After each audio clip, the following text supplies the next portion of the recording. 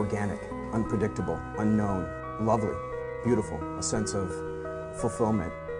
This is part of the pleasures of life and not the chores of life.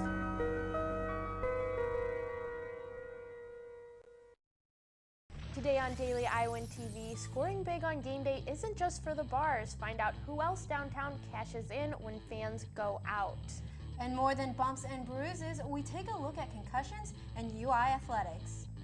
And in sports, it's another edition of Courtside, back in the Daily Iowan TV sports studio.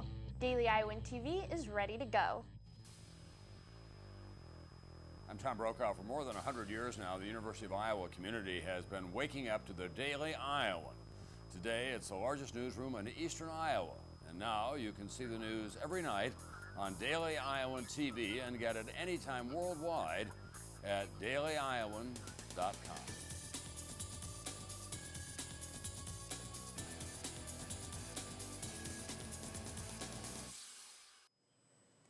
Good evening, I'm Rebecca Sens. And I'm Melissa Dawkins.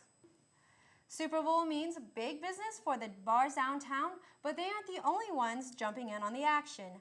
Molly's Cupcakes said they do very well on game day too.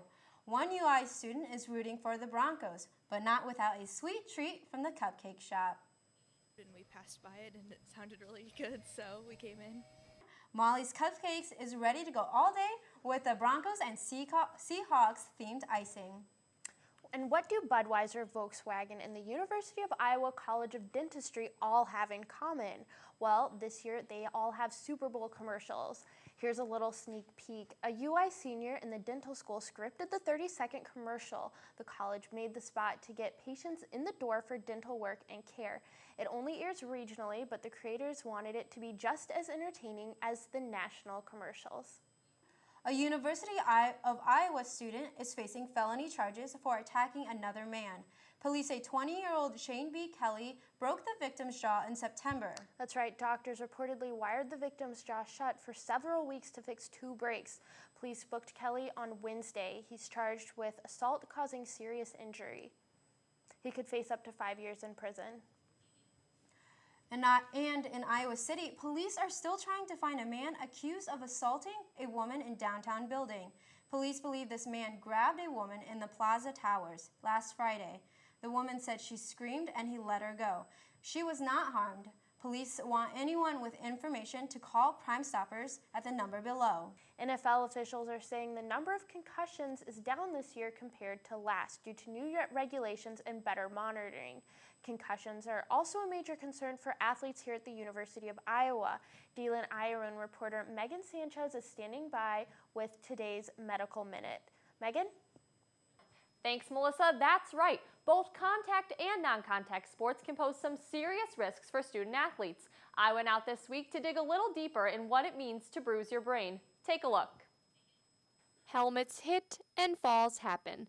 We're not just talking about a little bump on the head. These cause a real jostle to the brain. That's right, concussions. Sports medicine doctor Andrew Peterson defines a concussion as individual brain nerve cells becoming injured, causing disruption in how the brain works. Common symptoms of a concussion include headaches, nausea, vomiting, balance problems, dizziness, blurry vision, sensitivity, feeling sluggish, and concentration problems. Dr. Peterson works with all Hawkeye sports teams, but football seems to bring the most danger to the brain. There's risk of concussion in all sports at all levels, but football is by far the riskiest sport. Dr. Peterson also directs the UI Sport Concussion Program, which requires athletes to be tested before the season to see if they show signs of a concussion. And if they have any signs or symptoms of concussions, they have to follow the NCAA and Big Ten policies about reporting and restricting people from contacting collision until their brain has recovered before bringing them back to play in a graduated manner. Dr. Peterson said awareness of concussions has definitely improved, but they still worry about students underreporting the injury. We do worry. We always worry about student athletes trying to hide their injuries, and we really try to partner with our student athletes and make it clear that we're not going to withhold someone from competition or practice unnecessarily. University of Iowa officials aren't saying how many student athletes currently have concussions. They believe there are fewer this year compared to last. Back to you guys at the desk. Thanks, Megan. And when we come back, the incredible story of a young girl who's fighting cancer. And later, Too much to eat? Don't sweat it. We've got the best ways to recover from your Super Bowl party binge. But first, we'll turn it over to Hannah Thompson for a quick look at your weather. I heard a little groundhog says we have 6 more weeks of winter on the way. Is that true, Hannah? That's right, ladies, and honestly, based on the weather we've been having, I think that that's what we were expecting, shadow or not. Despite our hopes, Puxatawny Phil, the groundhog, did in fact see his shadow today, which predicts 6 more weeks of winter and no early spring. This continuation of winter is definitely indicated in this week's forecast. Tomorrow we are looking at a high of -5 degrees for the morning. Temps will be rising up to 18 for the afternoon with mostly clear skies, and the evening will take a small drop down to 12 degrees. Taking a look at the rest of the week, we can expect temperatures to be around 23 with a high chance of snow for Tuesday, and those temps dropping down to the mid-teens for Wednesday. Thursday will be the coldest day of the week with temperatures at 7 degrees. The week will end with temps around 14 on Friday, leading us to a chance of snow for the weekend. That's all I have for your forecast today. I hope everyone's Super Bowl Sunday is going as planned. I've got my orange on, repping my Broncos all the way. Ladies, back to you. One Michigan State University student is dead after a shooting near the East Lansing campus. 20-year-old Dominic Nolf died Saturday morning after the Friday shooting. A nearby hospital treated another student who was also wounded at the shooting. A student at another Michigan school is also recovering from bullet wounds today. Shots rang out near Ferris State campus yesterday. Dance Marathon's big event kicks off this Friday. As part of our continuing coverage, we'll be bringing you family profiles of children battling cancer throughout the week. Her hat collection might seem like a normal 6th grade girl's clothing style, but beneath those hats is Taylor Kruger, a 12-year-old facing heavy doses of chemotherapy. Taylor was diagnosed with acute lymphoblastic leukemia at just 20 months old in 2003. Doctors told her family that a bone marrow transplant was the only hope for survival. Doctors found a donor for the transplant and she was cancer-free. But her battle wasn't over. 8 years later, doctors diagnosed Taylor with stage 4 brain tumor. Doctors were able to remove Taylor's tumor and she's now on a bi-weekly schedule of chemotherapy. I remember that morning like it was yesterday. Sorry. But I, for some reason, had a bad feeling. And I don't know why. You know, they say sometimes you have a mother's intuition, and I think that's what it was that day. Mom Shawnee said Taylor likes to keep her life as normal as possible by staying active. Taylor's middle school in Marion made t-shirts for her that say "No one fights alone." You can find Taylor and her mom at the big event at the IMU this weekend. Make sure to stay with Daily Iowan TV all week and through Dance Marathon this weekend for complete coverage. And before we send it over to sports, if you had a little too much to eat today, it's okay. Staying on your normal eating schedule and drinking lots of water can help. Also, it's better to indulge in certain foods over others. A UI personal trainer gives us the scoop. I would say focus on loading up on foods that are high in fiber, like vegetables, or high in protein, like lean meats or beans. And having a lot of those foods is going to help you to feel full sooner and eat less of the salty, snacky foods. Also, stick to your normal exercise routine. Experts advise not trying anything to overcompensate. And now we'll send it over to the sports studio with Jordan Ryland. Jordan? Thanks, guys. Jordan Ryland coming to you from the Daily Iowan TV Sports Studio on this Super Bowl Sunday edition of Courtside. While the majority of the sporting world may be thinking pigskin at the moment, we're talking hardwood on the program this evening. Both the men and women's hoops teams suiting up over the weekend. Bluder's Bunch finally stubbing its toe Saturday at Carver at the hands of visiting Nebraska. Big Red leading pretty much from start to finish in this one, 80-67, despite a team-high 22 points from Sam Logic. Meanwhile, a wild game in Champaign Saturday night with Fran McCaffrey's 15th-ranked men's hoops team nearly blowing a huge first-half lead, only to overcome an inspired Illinois comeback to improve to 17-5 after an 81-74 victory. On the flip side, John Gross's Illini have now lost 7 straight in the Big Ten and look to be officially off the bubble when March rolls around.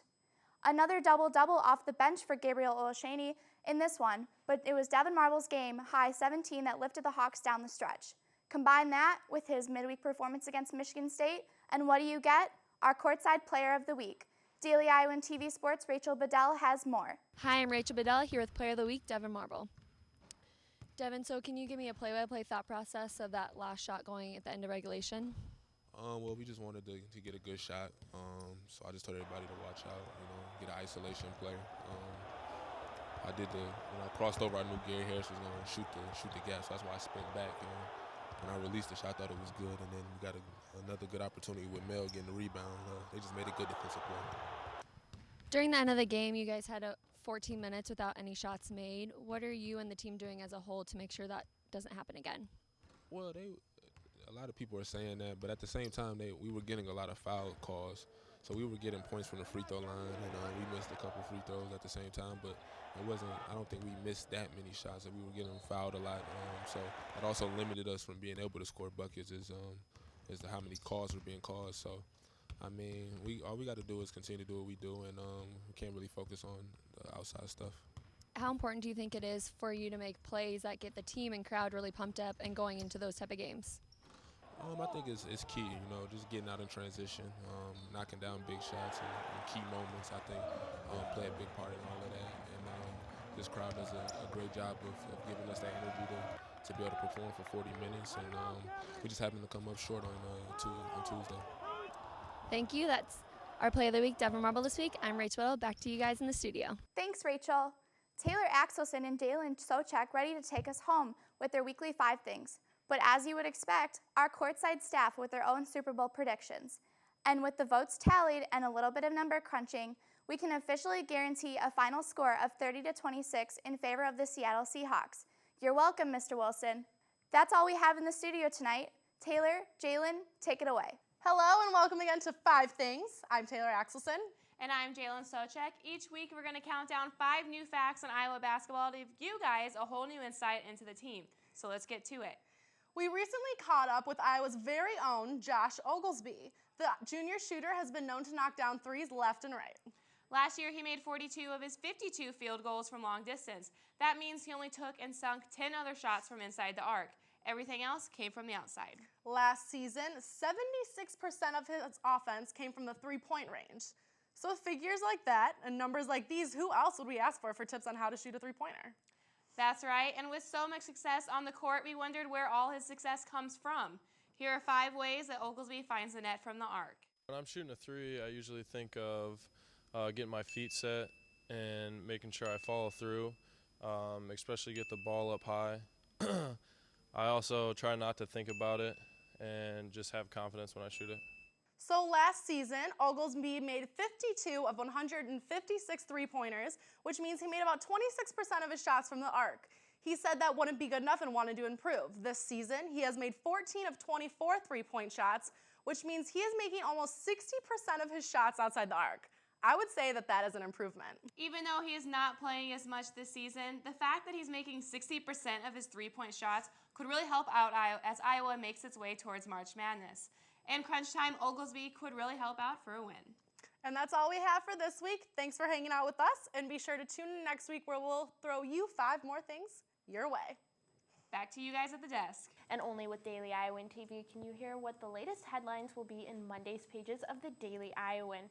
Read about how the University of Iowa hospitals and clinics are screening for MRSA. And read the latest construction updates on the Midwest One Bank in downtown Iowa City. But before we leave you today, check this out. You may have heard about the new movie, The Monuments Men, that's coming out this month. It's based on a true story about a group of men who saved valuable art from Nazi destruction. As it turns out, the man depicted by George Clooney is actually a fellow Hawkeye and an Iowa native. George Stout received his undergraduate degree right here from the University of Iowa. He later traveled to Europe to begin his career as an art conservationist. Well, it sounded like a really good movie, and I definitely want to see it. Yep, it's on my list, definitely. So make sure to check us out on Facebook, like us, and follow us on Twitter. That's all we have for you today. Good night.